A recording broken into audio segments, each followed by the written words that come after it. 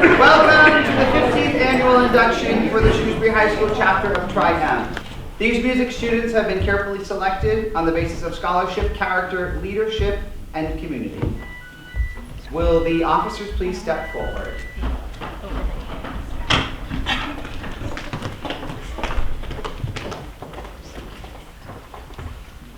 I hereby install Stephanie Del Rosario as president of the SHS Tri-M Music Honor Society. It will be your responsibility to lead the members toward the attainment of the goals and preside at all meetings of the chapter.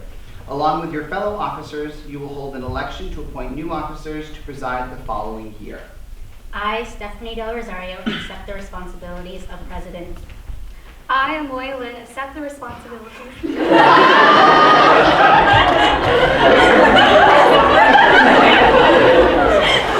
didn't rehearse that part. Maybe we should have. I hereby install Amoy Lynn as Vice President of the SHS Tri-M Music Honor Society. It will be your responsibility to preside at all meetings of the chapter in absence of the President and assist the President in leadership. If other events are planned, you as Vice President will also serve as Program Chairperson. I, Amoy Lynn, accept the responsibilities of Vice President. I hereby install Sean Naronha as Secretary of the SHS Tri-M Music Honor Society. It will be your responsibility to keep an accurate record of attendance and minutes, serve as publicity chairperson, and communicate with the members. I, Sean Naronha, accept my responsibilities as Secretary.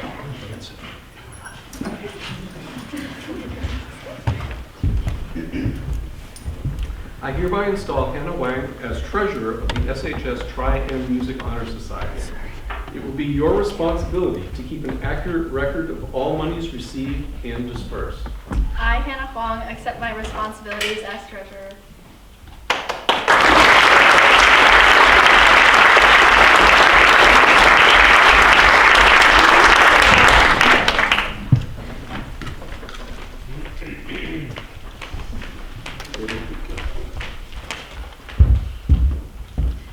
Good evening, my name is Tom O'Toole. I am the Director of Performing Arts here at SHS, and I would like to introduce our guest speaker for this evening. Mr. Al Dentino is an alumnus of Concord Carlisle Regional High School and The Ohio State University, where he gave, three lectures last fall at The Ohio State University, where he was principal clarinetist of the concert band. He earned his master's degree in fine arts from Harvard University, where he won the Kripe Prize for his research into the portrayals of musical instruments in ancient Greek art. Mr. Dentino has taught in the Columbus, Ohio Public Schools, Wachusett Regional District in Holden, the Concord Public Schools, and Concord Carlisle Regional School District from 1993 until he retired from public school teaching in 2012. He served as Director of Bands at Concord Carlisle High School, and under his direction, the CCHS Concert Band earned 19 gold medals at the Massachusetts Instrumental and Choral Conductors Association, also known as MICA Concert Festival. The concert band also undertook extremely successful tours of Hokkaido, Japan in 1998, 2004, 2007, and 2010. And the CCHS Jazz Band visited Beijing, China in 2000. In retirement, Mr. Dentino continues to teach. He is the conductor of the concert band at the Prep Division at New England Conservatory, MIWI, the Massachusetts Youth Wind Ensemble Concert Band. He is the assistant director of the Lexington Bicentennial Band. He has served as treasurer, vice president, and president of MICA. And last year he conducted Central District Festival Band. He is also the recipient of the MICA Hall of Fame Award. He currently lives in Lancaster with his wife Chris, where they have an equestrian boarding and riding facility. Mr. Dentino. Thank you.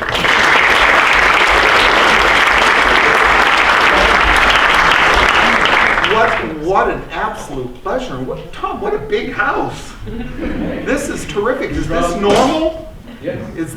This is absolutely terrific. Good for you. Now, where's Will? Is Will here? Which Percussion Will? Yeah. And Alina? Yeah, clarinet Alina. So my questions of you, do you have positive memories of our previous acquaintances? Yes. Now, you're just saying that because mom and dad are here? Okay, Will, what was your favorite piece? I really liked, I think, a lot of it because we played it was more of just because we played music that isn't written in our nation. Like, I'm very used to playing very Europeanized, like, marches and, like, other stuff, but this was from Japan, and the sound is very distinctive and different. How about you, Alina? I also really appreciated learning about the culture of Japan and the music there, and I really enjoyed the advice that you gave the clarinet section about playing, and it really helped me. See, you're one of my brethren, and as I told the kids, the clarinets, it's a blessing and a curse to be in my ensembles because I speak very specifically to our instrument. But I also hold you to a higher level of expectation. Now those are the two that I remember. Is there anybody else in the band that I'm forgetting? What's your name? Minus And what did you play? percussion. So do you remember the experience? I very much do. And what was your favorite piece? I really think March, April, May was a really interesting talking point among my friends to have like a kind of march that we don't normally play among typical concert repertoire to see different cultures' perspective on what a march should sound like. Yeah, they compose those every year for the All Japan national competition, and that was one that was written, I think, in 1993 for that. Boys and girls, I think one of the first things that I said to the senior district group last year was that exactly 50 years ago to the day, I think it was the same date, I was sitting in their seats as a freshman at Concord Carlisle playing in his first senior district. So it was kind of a real strange 50-year time warp to be on the other side. And that kind of inspired me when Mr. O'Toole asked me to come and give a little bit of an inspirational talk to you tonight. But I wanted also to give you something of value. So one of the lectures that I did in Columbus last year was why music and why Ohio State. Well, we're not going to talk about Ohio State, but we're going to talk a little bit about why music and some of the things that come back to me. I remember growing up in West Concord. West Concord back then was definitely the other side of the tracks. And my neighborhood was very Italian.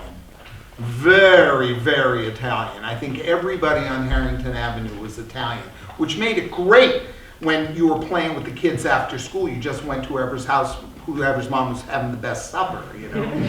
It was just one of those kinds of things. But being very, very Italian and being the firstborn son and bearing the family name, the grandfather's name, yes, my son also has the family name, there goes a lot of responsibility. And I think my dad especially had some pretty significant ideas about where his number one son was going to go to college. Because in my family, you were an altar boy, and you did the confirmation, and you did the first communion, you did CCDs right up until you were a senior. And then from there, it was either Boston College, Holy Cross, or Notre Dame, seminary, and the priesthood. And that's where I was going. So my dad and I had a discussion one night about where I was going to go to college and what I wanted to do with the rest of my life.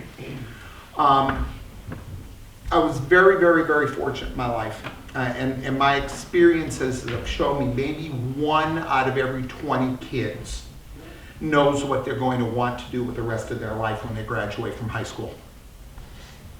About 1 out of every 20, so that's about 5%. So some of you are getting close to writing those senior or those college applications, and oh my gosh, I don't know what I'm going to do with the rest of my life. Where do I want to go? Don't worry.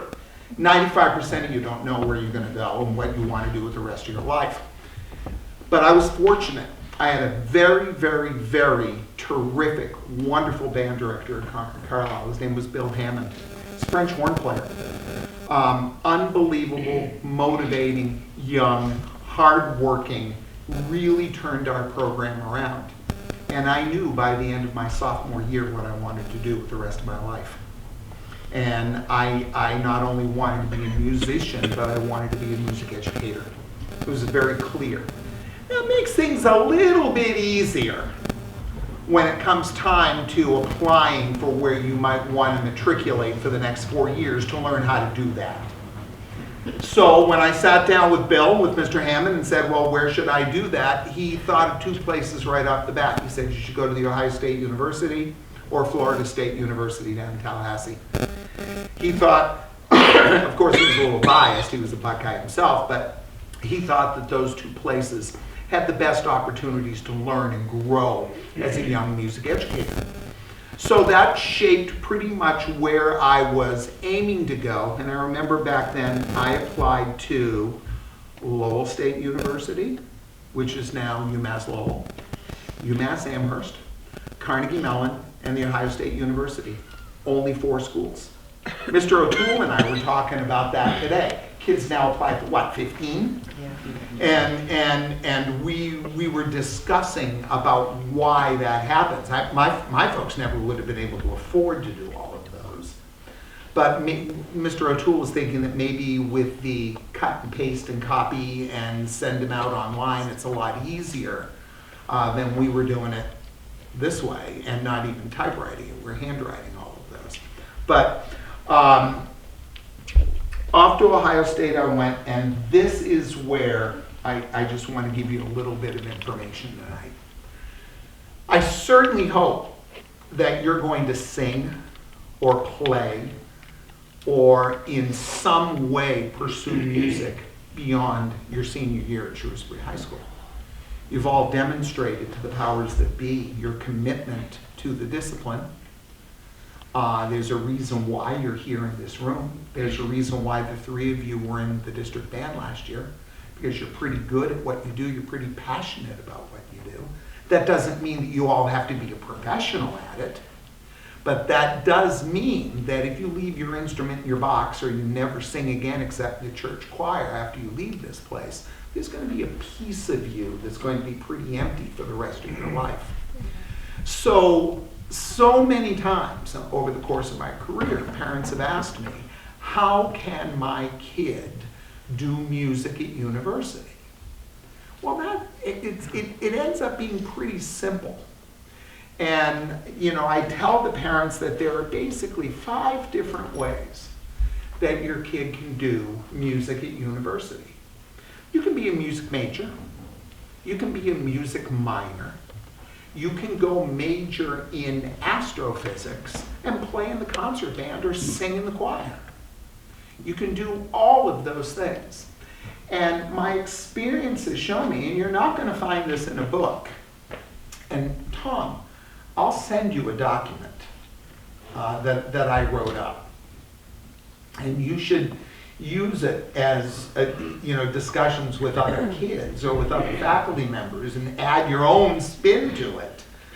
There are 5 ways. Number 1 is the conservatory. You know about them. You know about the New Englands. You know about the Juilliards. You know about the Cleveland Institute of Music. There are about 10 or 12 really, really good ones here in the United States and more internationally. That's one way that your kid can pursue music in college. They better be pretty darn good at it, and it's probably pretty performance-based. If you want to be a music educator, or if you want to major in music therapy or music industry, a conservatory is not for you. Okay? The next place to go is what I call the consortium. The consortium is a situation, the one that comes right to mind is New England Conservatory and Tufts University, where you can be a student at Tufts University, but if you enroll in this consortium program, which typically takes about 5 years, you can take courses at the New England Conservatory. And there are many of them. There are many of those. I can't remember. Cleveland Institute and Case Western out in Cleveland is one that comes to mind. And there are several of them on that document where you can be astrophysicist, you can be a doctor, you can be learning to be a nurse, you can be learning about world history and anthropology, and still pursuing your passion as a soprano who likes to sing opera music. The third one, the one that really appealed to me, was the large land grant college. And this is where Ohio State comes in. This is where the University of Michigan comes in. University of Michigan comes in. This is where UMass comes in. This is where UNH comes in. This is where Florida State comes in. Texas, all those large schools that have thousands and thousands of kids and terrify everybody from the state of Massachusetts. And they really shouldn't. Ohio State University has 55,000 students on campus, larger than the overwhelming majority of cities and towns in Massachusetts. And it was wonderful. A kid from Concord, Massachusetts, goes out to Ohio State University and sees his first football game where Archie Griffin, the two-time Heisman Trophy winner, played his first game. Very interesting. He graduated with me. But those places are amazing because you can pursue music as a major. They're fabulous music education schools. You can be that astrophysicist and still have a fabulous concert band to play with as a non-major if you like marching band. There's a marching band there that's pretty good. And if you look at most of the other large land-grant colleges, they have marching bands that are pretty good. And if that's your bag, you can do that. Ohio State is an example because I know it. They have 17 different degree granting programs in music. From music performance to jazz education, to organ music, to music theory comp, to music history, to music industry, to music repair, music therapy, and then that's just all the undergraduate degrees, because there are all kinds of graduate degrees. After that comes what I call the small college. And I don't know if you experience it as much here as we did at Concord Carlisle. Any college larger than 1,500 students was gargantuan. And it required a life-changing experience before you even went. Small colleges are great, and you know the ones I'm talking about, the Williamses, the Colbys, the Baldwin Wallaces in Ohio, the Ohio Northerns. There are many of them here in New England. I got accepted to Williams, Mr. Ventino, and I'm going to play in the band. Great. That's fabulous. They might have 13 kids in the band.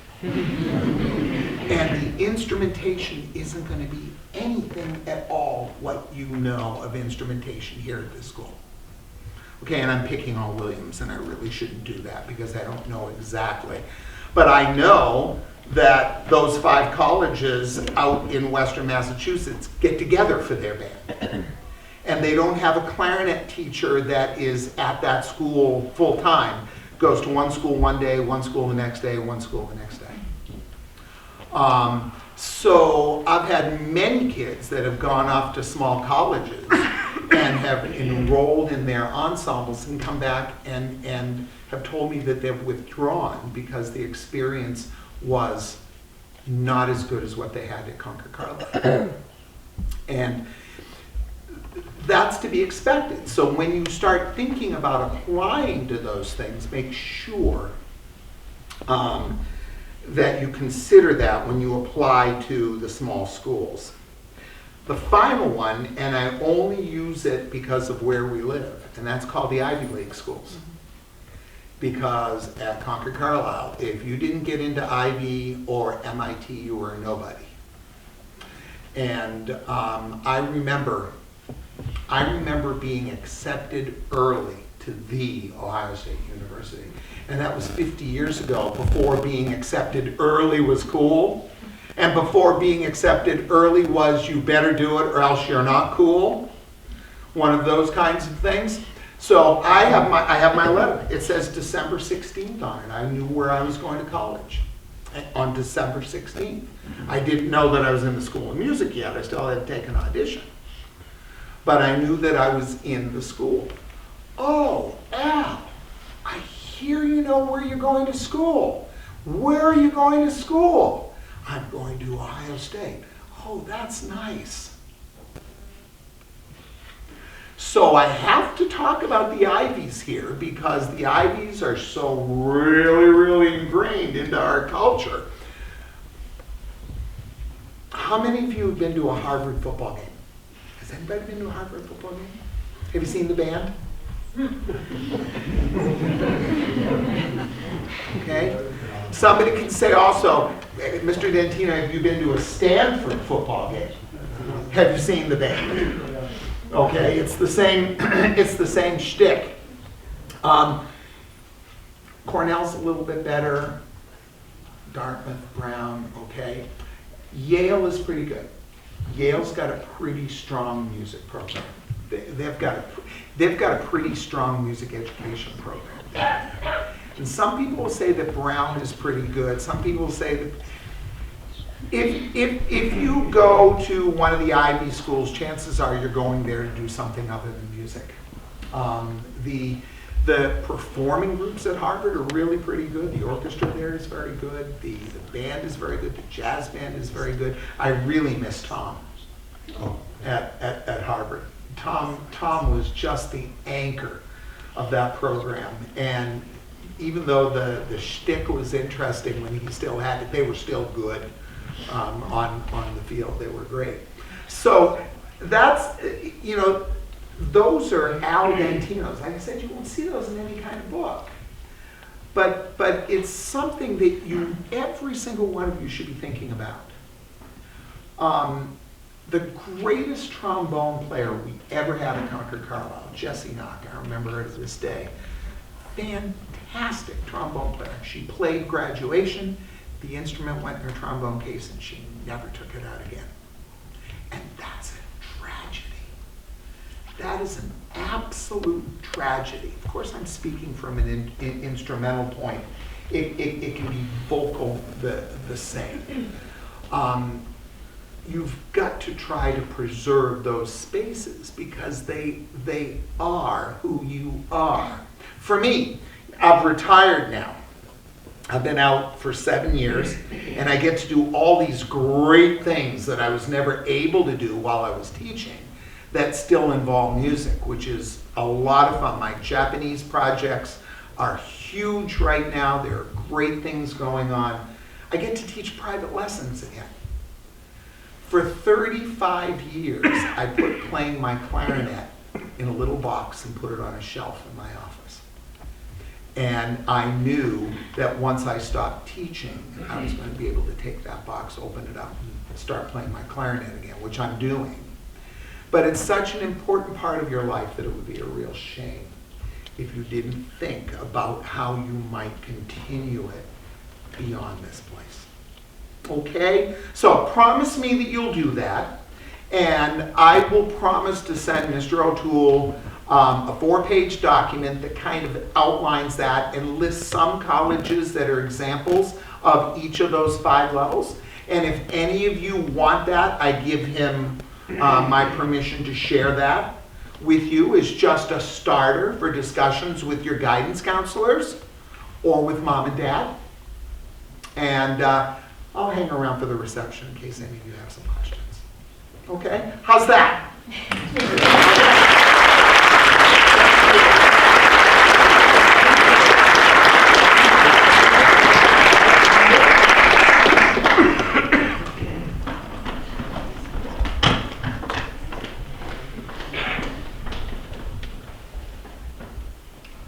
Thank you, Mr. Dentino, for speaking at our ceremony this evening.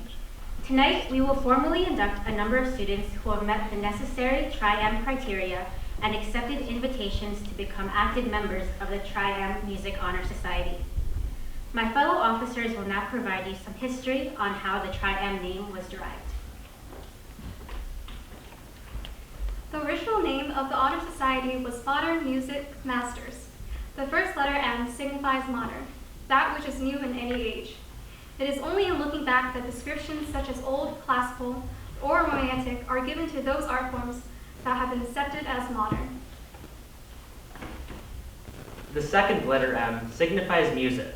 According to the Random House Dictionary of the English Language, music is the art of sound that expresses ideas and emotions in significant forms through the elements of rhythms, melody, harmony, and color. Music was present even before there was written language, and since then has been a source of communication. Music is the universal language. The third letter M signifies masters. In the art field, it is customary to give the title of masters to those who have achieved a high degree of proficiency. As a master, you have now increased your opportunities to serve your school, department, and community at various events. The Tri-M emblem was designed to symbolize the function and purpose of the Honor Society. The music staff, the lyre, and the scroll on your pin represent the members' proficiency and service in the field of music. The triplet figure in the form of an M signifies the name Modern Music Masters. A member of the Tri-M Music Honor Society is one who sets a good example and is always willing to assist at events within the department and the community.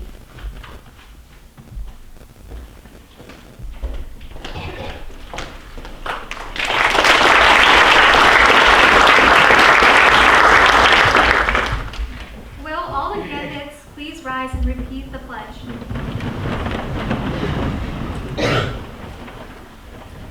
We, the members of the Shrewsbury High School Music Department, We, the members of the Shrewsbury High School Music Department, in order to foster a greater continued interest in order to foster a greater continued interest and excellence in music, and excellence in music, to encourage appreciation and awareness in listening to music, to encourage appreciation and awareness in listening to music, to promote wider opportunities for sharing joy through music, to promote wider opportunities for sharing joy through music, both within our school and within our community, both within our school and within our community, and to enhance the reputation of our school and to enhance the reputation of our school as a center for musical enrichment. as a center for musical enrichment. Accept the honor now granted to us. Accept the honor now granted to us. It is my pleasure to ask our advisors to present each of you with your Tri-M certificate.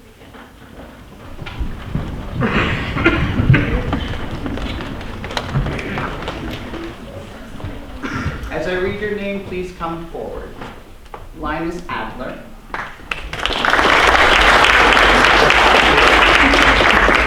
O.G. Anderson.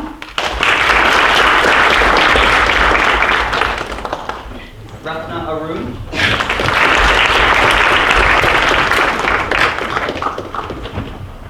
Sullivan Barthel. Ankeener Bhatnagar. Maggie Brown. Navidya Charavari. Julianne Cody. Rachel Cox. Francis Crosby. Grace Crowley. Megan German. Hannah Hensel. Ayana Jones. Rashawn Katosh. Christiana Libby. Amanda Lineman. Colin Lovelace. Xavier Milner, Hannah Mock, Corinna Muller, Emmy Mulvena, Liam Reardon,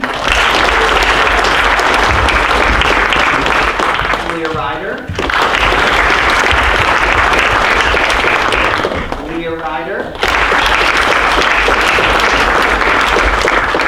Alicia Romano, Eva Sharma, Amit Shenoy, Alina Shkarina,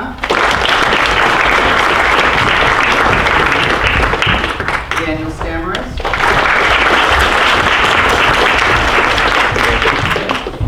Meg Sullivan,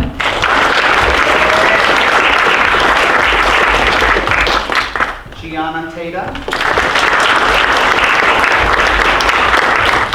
Tori Taverna, Pranav Vadlamudi, Vidyut Vigat, Tayyab Lahos,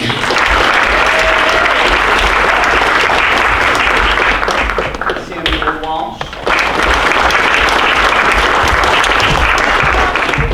Megan Welch,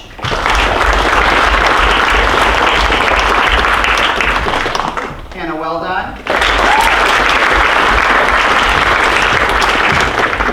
and Will Yankee.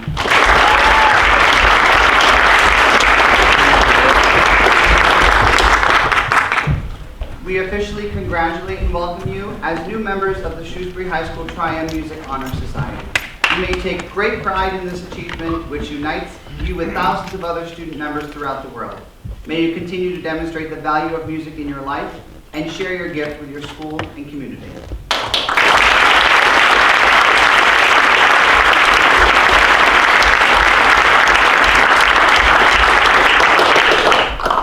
On behalf of the Tri-M members and officers, we want to thank our chapter advisors, screening committee, and our guest speaker, Mr. Dentino. Please enjoy some light refreshments and have a wonderful evening.